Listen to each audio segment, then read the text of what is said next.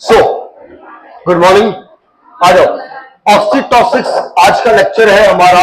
ऑक्सीटॉसिक्स ऑक्सीटॉसिक्स ऐसे ड्रग्स होते हैं जो कि जिनका नेचर है पावर ऑफ कॉन्ट्रैक्शन को बढ़ाना। जिनका नेचर है किसको बढ़ाना? Power of contraction. What is the meaning of power of contraction? जो यूट्रस के जो कॉन्ट्रैक्शन है उनको बढ़ाने वाले ड्रग को हम क्या बोलते हैं? ऑक्सीटॉसिक्स।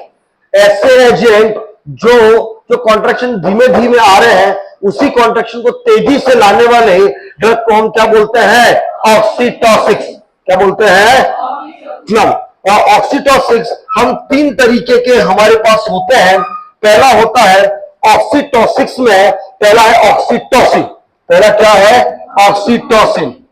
दूसरा है अर्गो डेरिवेटिव्स। और तीसरा है प्रोस्टाग्लैंडिन। तीसरा क्या है? लुक, हमने कल के लेक्चर में जो थर्ड स्टेज ऑफ लिवर हम पढ़ रहे थे तो हम दो मैनेजमेंट पढ़ रहे थे, एक्टिव मैनेजमेंट एंड एक्सपेक्टेंट। तो जब आप हम एक्टिव मैनेजमेंट पढ़ रहे थे तब हमने देखा था कि एक सबसे पहला मैनेजमेंट हम क्या स्टार्ट करते हैं? ऑक्सीटोसिन। क्या स्टार्ट करते हैं? कितना यूनिट दे रहे थे अपन? 10 यूनिट। कितना यूनिट दे रहे थे? और देने का route either IM either IV। Bolus या इन्फ्यूजन? इन्फ्यूजन। किसमें देते थे? इन्फ्यूजन। नो। तो अब आज के लेक्चर में हम क्या पढ़ेंगे? ऑक्सीटोसिन। क्या पढ़ेंगे? लुक, क्या तुम्हें यह कंसेप्ट क्लियर है? क्या है ऑक्सीटोसिक्स?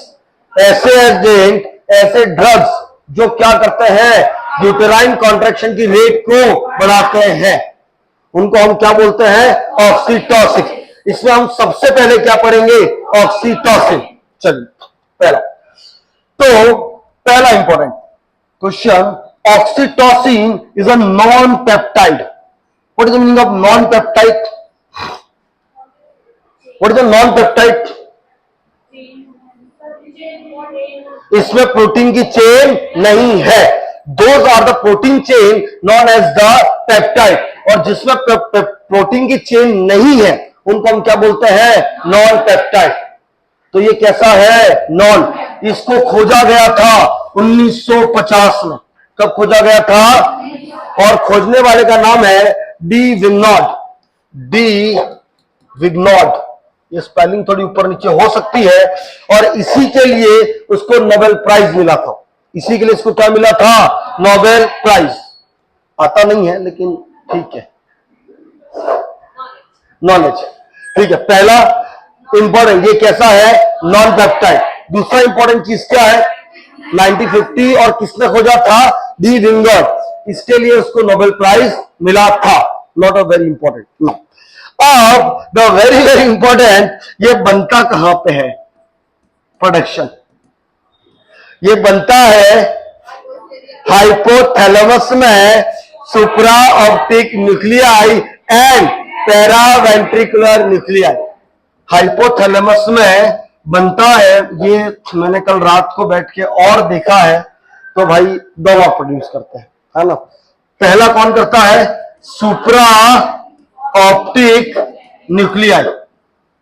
और दूसरा पैरावेंट्रिकुलर न्यूक्लियाई। पैरावेंट्रिकुलर न्यूक्लियाई कौन?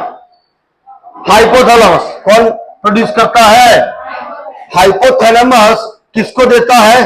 Posterior pituitary. तो रिलीज कौन करेगा? Posterior pituitary. क्लियर है क्या? चलिए और आगे बढ़ते हैं। अब हम थोड़ा सा ऑक्सीटोसिन में और जाते हैं। एक चीज आपको समझनी पड़ेगी कि ऑक्सीटोसिन की half life. Please give me attention. Half life क्या होती है? Half life, what is the half life? एक बार देने के बाद ब्लड या सीरम में कितने टाइम में वो वैल्यू आधी रहेगी, इसको हम क्या बोलते हैं? Half life. लुक, समझना, what is the half life? एक बार ड्रग आपने दे दी, उसके बाद सीरम में, ब्लड सीरम में कितने टाइम पर वैल्यू कितनी रह जाए? आधी। इसको हम क्या बोलते हैं? Half life. इसकी हाफ लाइफ होती है 3 से 4 मिनट। बहुत इंपॉर्टेंट। कितनी होती है? 3 से 4। मतलब क्या है? मान लो 10 एग्जांपल, मान लो आपने 10 यूनिट्स या 10 यूनिट्स नहीं, हम और इजी समझते हैं, 1 mg दिया, आपने कितना दिया? 10 एग्जांपल। तो ब्लड में 4 मिनट के बाद 0.5 mg कब रह जाएगा? 3 से 4 मिनट। क्यों? क्योंकि इसको एक एजेंट तोड़ता है जिसको बोलते हैं ऑक्सीटोसिनेस। क्या बोलते हैं? ऑक्सीटोनेस।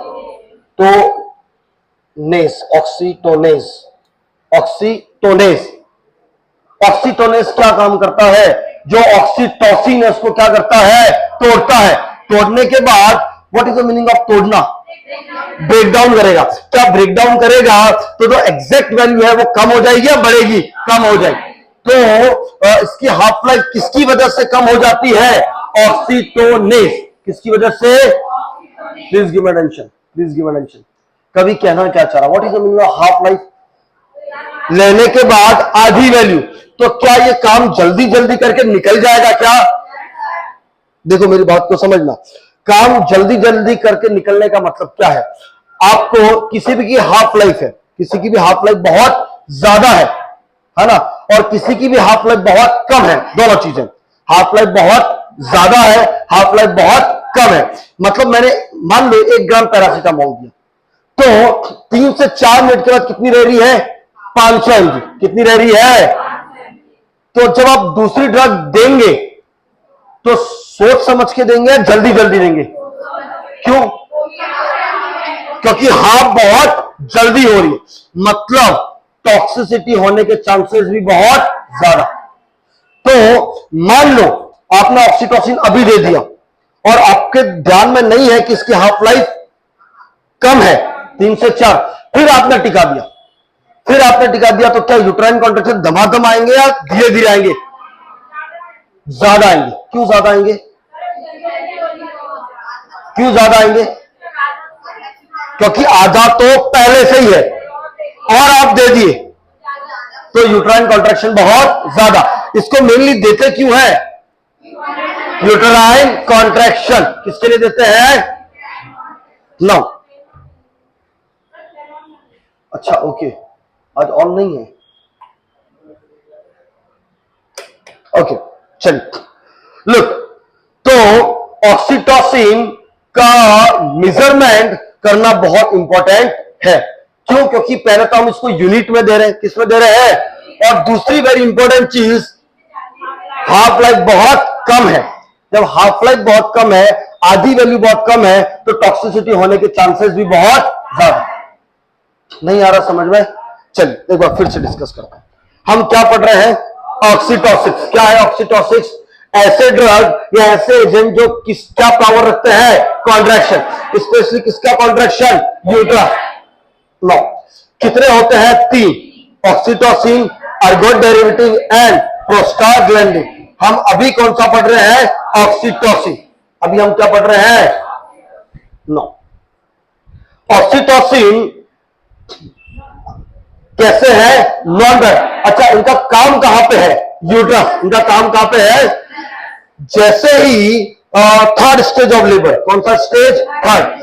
जैसे ही प्लेसेंटा रिलीज हुआ, प्लेसेंटा क्या हुआ? रिलीज, सेपरेट हुआ, तब प्रोस्टाग्लैंडिन का सिक्रीशन बढ़ जाता है। हमारा राइट, जैसे प्रोस्टाग्लैंडिन का सिक्रीशन बढ़ा, उधर से हाइपोथैलेमस को बोला कि भाई ऑक्सीटोसिन का प्रोडक्शन बढ़ाओ। पोस्टीरियर पिट्यूटरी से क्या रिलीज होगा? Oxytocin. Third stage of labour में क्या यूट्रस के अंदर प्रोस्टाग्लैंडिन और ऑक्सीटोसिन के रिसेप्टर बढ़ जाते हैं क्या? तो यूट्रस की कॉन्ट्रैक्शन धमाधम आएंगे, कम आएंगे? धमाधम। सबसे ज्यादा यूट्रस के कॉन्ट्रैक्शन कौन से स्टेज में होते हैं? थर्ड। किसमें होते हैं? थर्ड। मतलब सबसे ज्यादा ऑक्सीटोसिन रिलीज कौन से में? थर्ड में। अरे हाँ या ना? चलिए, बनता कहां पे है? हाइपोथैलेमस। बनाता कौन है? Supraoptic and paraventricular nuclei. एक बड़ा न्यूक्लियाई है, इसके अंदर एक छोटा न्यूक्लियाई है। चलिए, now I am going to discuss the very very important mechanism of action. जैसे मैंने कल थोड़ी सी चर्चा करी थी, आज थोड़ा सा और अंदर जा रहे हैं। Mechanism of action, no, the very very important, इसका जो मेन एक्शन है वो कहां पे है? यूट्रस। कहां पे है? यूट्रस।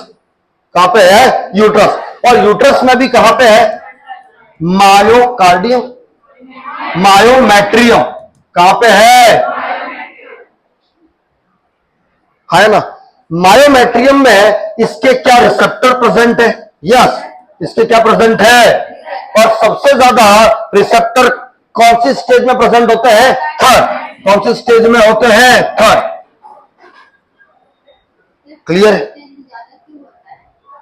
ओ, क्योंकि प्लेसेंटा सेपरेट हो रहा है।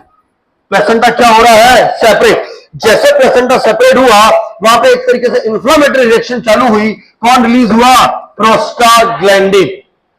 You attend the first class, जो सबसे पहले इंडक्शन ऑफ लेबर वाली, जिसमें मैंने बोला था कि प्रोस्टाग्लैंडिन किसको स्टिमुलेट करेगा? हाइपोथैलेमस। और हाइपोथैलेमस क्या रिलीज करेगा? ऑक्सीटोसिन। क्योंकि थर्ड स्टेज में प्रोस्टाग्लैंडिन का लेवल बहुत ज्यादा होता है, तो हाइपोथैलेमस ऑक्सीटोसिन का प्रोडक्शन भी बहुत ज्यादा करे। क्लियर है क्या? क्लियर है क्या? चल आगे बढ़ते। मैकेनिज्म ऑफ एक्शन में मेन एक्शन कहां पे करता है? यूट्रस। मेन एक्शन कहां कर रहा है? और यूट्रस में भी कहां पे? मायो। क्यों मायोमेट्रियम में? क्योंकि इसके रिसेप्टर कहां पे है? मायोमेट्रियम। इसके रिसेप्टर कहां पे है? क्या तुम्हें लिविंग लाइगेशन याद है क्या? Straight muscle, circular muscle, oblique muscle and straight, वहीं पे कॉन्ट्रैक्शन होता है। और वहीं पे क्या स्पाइरल आर्टरी है क्या? वहीं पे क्या थी? Spiral artery. जैसे ही मसल कॉन्ट्रैक्ट करेगी तो ये वेसल्स पे भी प्रेशर पड़ेगा और कैपिलरी क्या हो जाएगी? बंद। इसकी वजह से ब्लड लॉस नहीं होगा और इसी की वजह से पीपीएच नहीं होता है। तो एक चीज हमको समझ में आई कि ऑक्सीटोसिन एक काम किसमें करता है? पीपीएच को प्रिवेंट करने में। किसको प्रिवेंट करने में? पीपीएच। नो, आगे बढ़ता हूं। लुक, अब हमको समझ में आया कि sir it is working on the uterus और यूट्रस में भी मायोमेट्रियम रिसेप्टर। नाउ एक बार ऑक्सीटोसिन मायोमेट्रियम की मसल में गया, या कौन सी लेयर में गया? मायोमेट्रियम। वहां पे होते हैं कैल्शियम चैनल। वहां पे कौन से चैनल होते हैं? Please give attention. ये धुआं कैसे हो रहा है? चलिए ओके, कैल्शियम चैनल। अब मेरी बात को समझना, मायोमेट्रियम में जाके ये कैल्शियम चैनल को बाउंड कर देते हैं। कैल्शियम चैनल को क्या कर देते हैं? बाउंड। अब एक बात और समझना, उधर यूट्रस में जब प्लेसेंटा सेपरेट हुआ, पहला कौन सेपरेट हुआ? प्लेसेंटा। प्लेसेंटा सेपरेट होने की वजह से क्या रिलीज हो रहा है? प्रोस्टाग्लैंडिन। क्या एम्नियन कोरियन भी बाहर आती है क्या? In the third stage of labour, from expulsion of foetus to the expulsion of placenta and membrane. क्या मैंने मेम्ब्रेन में एम्नियन कोरियन भी बताई है क्या? जब एम्नियन कोरियन भी रिलीज होगी तब भी क्या रिलीज होगा? प्रोस्टाग्लैंडिन। जब धमाधम प्रोस्टाग्लैंडिन रिलीज होगा तो धमाधम क्या रिलीज होगा? ऑक्सीटोसिन। जब धमाधम ऑक्सीटोसिन रिलीज होगा तो धमाधम कैल्शियम का क्या होगा? बाउंड। इंट्रा सेलुलर जो कैल्शियम है उसको क्या कर दिया जाएगा? बाउंड, मतलब पकड़ लिया जाएगा। क्या कर लिया जाएगा? एक बार पकड़ लिया तो जो रिलैक्सेशन होना है वो रिलैक्सेशन ज्यादा नहीं होगा। जब रिलैक्सेशन ज्यादा नहीं होगा तो क्या होगा? कॉन्ट्रैक्शन। क्या होगा? एक हाइपोथेसिस ये है। दूसरी थ्योरी समझना, अकॉर्डिंग ये डीसी दत्ता से है, अकॉर्डिंग साक्षी अरोरा भी समझो, है ना? साक्षी अरोरा भी समझो, यहां तक की कहानी सेम है। बट जैसे ही मायोमेट्रियम में जाके कैल्शियम या ऑक्सीटोसिन अटैच होता है तो उस कैल्शियम को बाहर नहीं निकलने का मतलब क्या है? जो कैल्शियम कहां पे है? सेल के अंदर। जो सेल के अंदर, उस कैल्शियम के जाके ये बाउंड हो जाता है और उसको बाहर नहीं निकलने देता। बात को समझते रहना। नहीं आ रहा समझ में? आ रहा है, फिर से समझो। जो भाई ऑक्सीटोसिन कहां पे गया? मायोमेट्रियम। कहां पे गया? मायोमेट्रियम। मायोमेट्रियम की एक मसल फाइबर को मैं जूम कर रहा हूं। इस मसल फाइबर को आप देखोगे तो अंदर जैसे कैल्शियम आया। अंदर कौन आया? कैल्शियम। मान लो अंदर कैल्शियम आया तो इसी कैल्शियम को कौन बाउंड करेगा? ऑक्सीटोसिन। कौन बाउंड करेगा? ऑक्सीटोसिन। जैसे बाउंड किया तो ये कैल्शियम यहां से बाहर नहीं निकलेगा। तो कैल्शियम कहां पड़ा रहा? इंट्रासेलुलर। कहां पड़ा रहा? एक बार ये इंट्रासेलुलर आता है तो बच्चों please give me attention in the muscle fibre of the myometrium, very very important. In the muscle fibre of myometrium एक स्पेशल काइंड ऑफ प्रोटीन होते हैं जिनको बोलते हैं कॉन्ट्रैक्टाइल प्रोटीन। कौन से प्रोटीन है? इन कॉन्ट्रैक्टाइल प्रोटीन को ये दोनों क्या करते हैं? एक्टिवेट। ये दोनों क्या करते हैं? कॉन्ट्रैक्टाइल प्रोटीन का काम क्या होता है? कॉन्ट्रैक्शन को बढ़ाना। कॉन्ट्रैक्शन को, तो अगर ये इसको एक्टिवेट करेगा तो कॉन्ट्रैक्टाइल प्रोटीन एक्टिवेट होंगे। कॉन्ट्रैक्टाइल प्रोटीन एक्टिवेट होंगे तो मसल्स क्या करेगी? कॉन्ट्रैक्ट। क्या धीरे करेगी या फास्ट करेगी? फास्ट। क्या दोनों हाइपोथेसिस समझ में आ रही है? क्या फिर से समझाता हूं, समझना। सबसे पहले ऑक्सीटोसिन का मेन काम कहां पे है? यूट्रस। और यूट्रस में भी कहां पे? मायोमेट्रियम में भी इसके रिसेप्टर कौन से स्टेज में बढ़ते हैं? थर्ड। क्यों बढ़ते हैं? क्योंकि प्लेसेंटा एंड मेम्ब्रेन का अगर सेपरेशन हो रहा है तो किसका प्रोडक्शन बढ़ेगा? प्रोस्टाग्लैंडिन किसको फीडबैक देती है? हाइपोथैलेमस क्या रिलीज करता है? ऑक्सीटोसिन कहां पे जाता है? मायोमेट्रियम। मायोमेट्रियम में जाके पहला काम क्या करता है? कैल्शियम चैनल जो अंदर है, जो अंदर आ गए हैं, उनको बाहर जाने नहीं देगा तो कॉन्ट्रैक्शन का टाइम बढ़ेगा। कॉन्ट्रैक्शन का टाइम। दूसरा काम, जब ये मिलते हैं तो दूसरा काम कौन से को एक्टिवेट करते हैं? Contractile protein. कॉन्ट्रैक्टाइल प्रोटीन का काम क्या है? कॉन्ट्रैक्शन को बढ़ाना। एक तो टाइम बढ़ा रहा और दूसरा क्या बढ़ा रहा है? रेट। Please give attention. एक क्या बढ़ा रहा है? टाइम। दूसरा क्या बढ़ा रहा है? रेट। तो जो कॉन्ट्रैक्शन आएंगे उनका टाइम भी ज्यादा होगा और रेट भी, मतलब कॉन्ट्रैक्शन का टाइम भी ज्यादा और रेट। क्या थर्ड स्टेज ऑफ लेबर में हर 3 से 5 मिनट में आते हैं? क्या 2 से 3 मिनट में आते हैं? 2 से 3 मिनट। और कितने सेकंड के लिए? 60 से 90। टाइम भी बढ़ा और रेट भी बढ़ा। अब हर कॉन्ट्रैक्शन 2 से 3 मिनट में आएंगे और टाइम भी ज्यादा। जब टाइम ज्यादा, रेट ज्यादा, तो कॉन्ट्रैक्शन का फोर्स भी ज्यादा, प्रेशर भी ज्यादा। समझ में आ रहा है क्या? तो क्या प्लेसेंटा निकलेगा? नहीं निकलेगा? निकलेगा। समझना। प्रोस्टाग्लैंडिन कब बढ़े? प्रोस्टाग्लैंडिन कब बढ़े? जब, लुक, मैंने 3 इवेंट बताए थे थर्ड स्टेज में। पहला प्लेसेंटल सेपरेशन, दूसरा डिसेंट, तीसरा एक्सपल्शन। कॉन्ट्रैक्शन की रेट बढ़ कब जाती है? जब प्लेसेंटा फर्स्ट स्टेज में होता है, प्लेसेंटल सेपरेशन। अब कॉन्ट्रैक्शन धमाधम आ रहा है तो डिसेंट भी जल्दी और एक्सपल।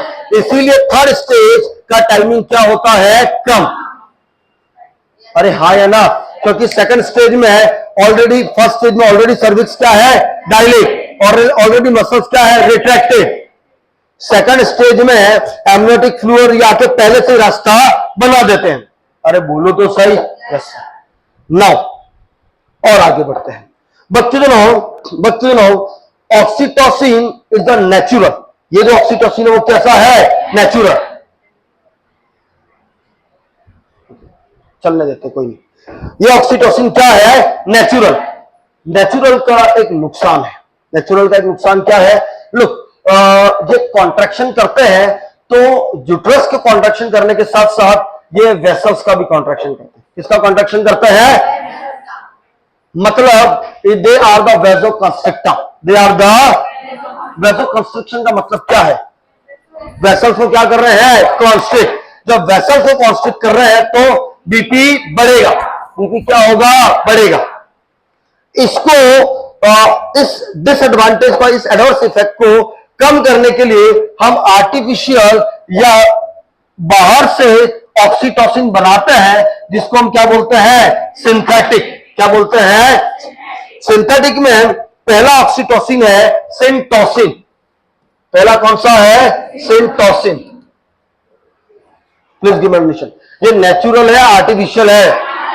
आप बाहर से बना रहे हैं, अंदर से, बाहर से, है ना। इसको सिंटोसिन सैंडोज भी बोलते हैं, इसको सिंटोसिन सैंडोज भी बोलते हैं, है ना। दूसरा होता है the very very important Pitocin. दूसरा कौन सा है, पिटोसिन। को पिटोसिन क्यों कहते हैं, क्योंकि it given by park Davis Pitocin. It given by park Davis Pitocin. इसी के नाम से क्या नाम रख दिया, पिटोसिन। क्या नाम रख दिया, लुक लुक इधर आ जाओ। जो ऑक्सीटोसिन था उसका एक डिसएडवांटेज क्या था, देखो एडवांटेज क्या है, एडवांटेज क्या है, यूट्रस का कॉन्ट्रैक्शन। डिसएडवांटेज क्या है, वैसोप्रेसर। लुक, जो ये सिंथेटिक फॉर्म है, पहला कौन सा है, सिंटोसिन। दूसरा कौन सा है, ये यूटेराइन कॉन्ट्रैक्शन तो करते ही है, ये क्या करते हैं, लेकिन वैसोप्रेसर, वैसोकंस्ट्रिक्टर नहीं होते। Please give me attention. जो नेचुरल थे वो क्या थे, यूटेराइन कॉन्ट्रैक्शन के साथ साथ क्या थे, वैसोप्रेसर। वैसोप्रेसर का मतलब क्या है, ऐसे जो वेसल्स को क्या करते हैं, प्रेस, मतलब वैसोकंस्ट्रिक्टर। लेकिन जो ये वाले हैं, ये आर्टिफिशियल सिंथेटिक वैसोप्रेसर होते या नहीं होते हैं, तो ये बीपी को बढ़ाएंगे नहीं बढ़ाएंगे, ये बीपी को नहीं बढ़ाएंगे। समझ में आ रहा है क्या, they are uterine contraction without vasopressor. आ रहा है या नहीं आ रहा है, नहीं आ रहा है, फिर से समझेंगे ना।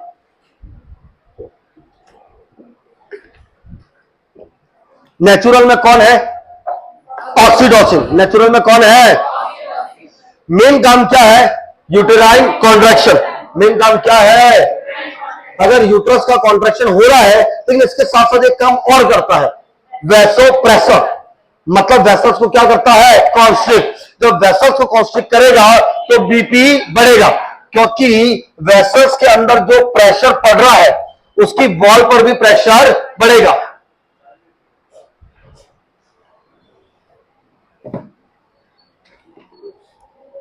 नहीं है सर, किस पे प्रेशर पड़ेगा, वॉल ऑफ द वेसल, और इसकी वजह से क्या बढ़ेगा, बीपी। इसकी वजह से क्या बढ़ेगा, बीपी। लुक, लेकिन जो सिंथेटिक है, कौन है, सिंथेटिक, इनका मेन काम क्या है, यूटेराइन कॉन्ट्रैक्शन। लेकिन क्या काम नहीं करती है, वैसोप्रेसर। क्या काम नहीं करती है, मतलब वेसल्स की वॉल पर नहीं डालती है, मतलब बीपी बढ़ेगा नहीं बढ़ेगा। क्लियर है क्या।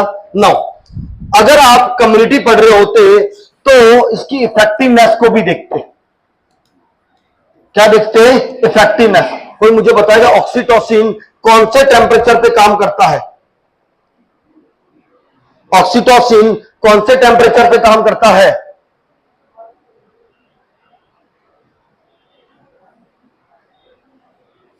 ऑक्सीटोसिन काम करता है 2 से लेके 8 डिग्री सेल्सियस। कहां पे काम करता है, हाँ हाँ हाँ, ये इफेक्टिवनेस किस पे काम करता है, 2 से लेके 8 डिग्री सेल्सियस। तो इसको, अच्छा शीतला नहीं आई है, उसको आने दो, फिर बात करें। आ गई, आप ऑक्सीटोसिन देते हैं, इसको बंद करता हूं।